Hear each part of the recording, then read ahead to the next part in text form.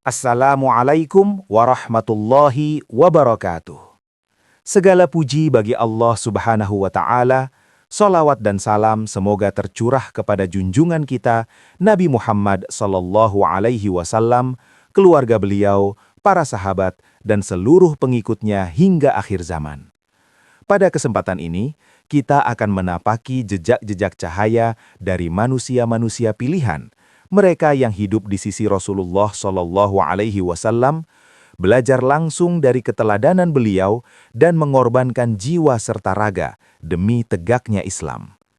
Inilah kisah para sahabat Rasulullah Shallallahu Alaihi Wasallam tentang iman yang diuji, kesetiaan yang tak tergoyahkan, keberanian dalam kebenaran, dan keikhlasan yang menggetarkan langit. Semoga setiap kisah yang kita dengarkan bukan hanya menjadi cerita, tetapi menjadi cermin untuk hati, peneguh iman, dan penuntun langkah kita dalam menjalani kehidupan.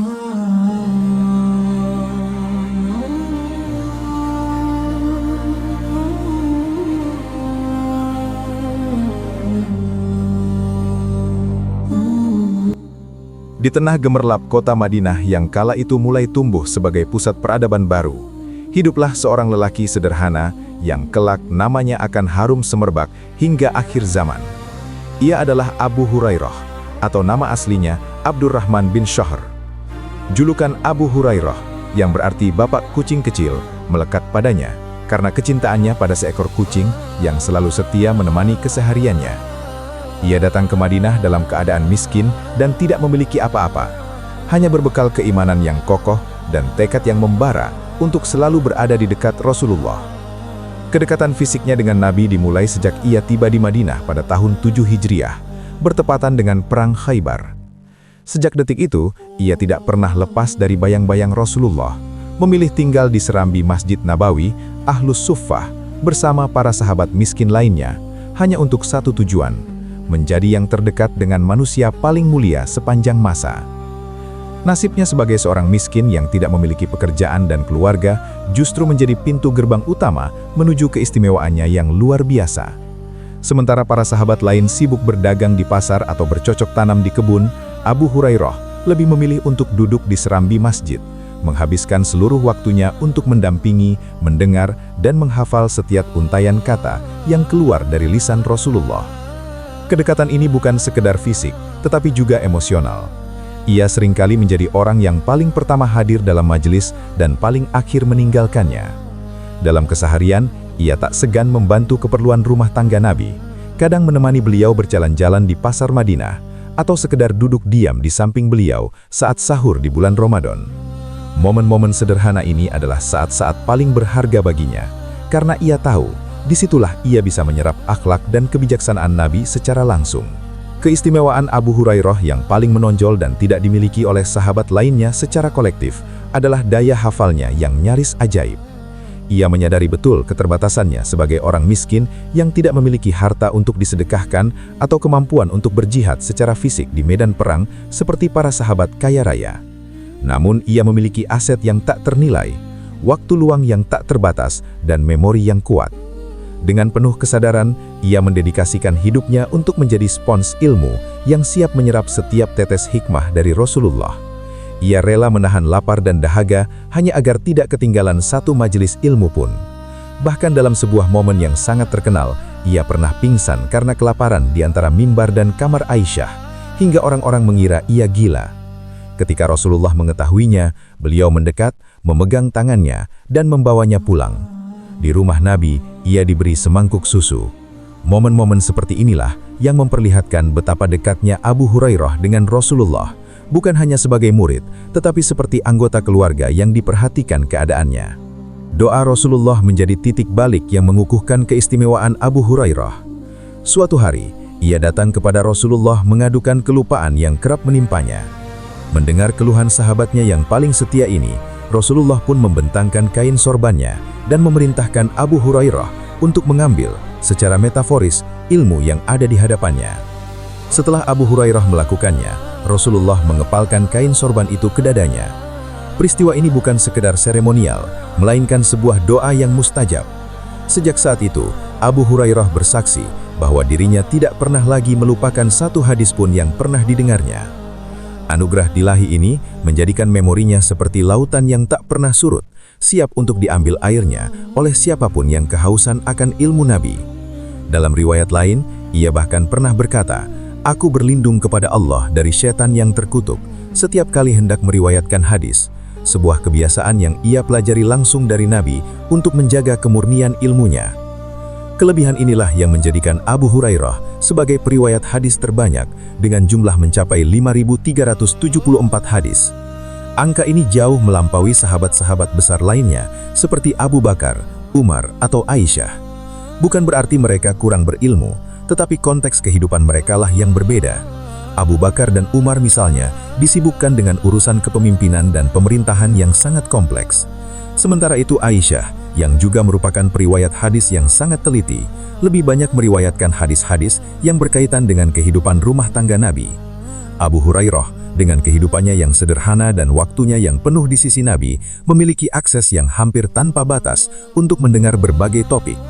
Ia seringkali menjadi orang yang paling pertama hadir dalam majelis pribadi Nabi, atau menjadi orang yang dipercaya untuk menemani beliau dalam perjalanan-perjalanan khusus di malam hari, sehingga banyak hadis tentang hal-hal gaib dan rahasia yang hanya ia ketahui.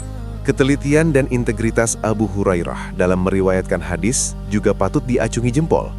Meskipun ia meriwayatkan ribuan hadis, para ulama besar dan kritikus hadis sepakat akan kredibilitasnya. Ia tidak pernah menambah atau mengurangi satu kata pun dari apa yang ia dengar. Bahkan, ia seringkali meriwayatkan sebuah hadis dengan lafaz yang persis sama seperti yang diucapkan Rasulullah, tanpa mengubah susunan katanya. Ketika para sahabat muda atau tabi'in bertanya tentang suatu hadis, ia tidak segan-segan untuk mengulanginya berkali-kali, hingga mereka memahaminya. Sikapnya ini menunjukkan bahwa baginya, menyampaikan amanah ilmu adalah tanggung jawab terbesar. Ia pernah berkata, "Aku membagi malamku menjadi 3 bagian, sepertiga untuk tidur, sepertiga untuk sholat, dan sepertiga untuk mengulang hadis-hadis Rasulullah." Kedisiplinannya dalam menjaga hafalan adalah buah dari kecintaannya yang tak terukur kepada Nabi. Lebih dari sekedar perekam, Abu Hurairah juga memiliki pemahaman yang mendalam tentang apa yang ia riwayatkan. Ia tidak hanya menghafal teks, tetapi juga meresapi maknanya.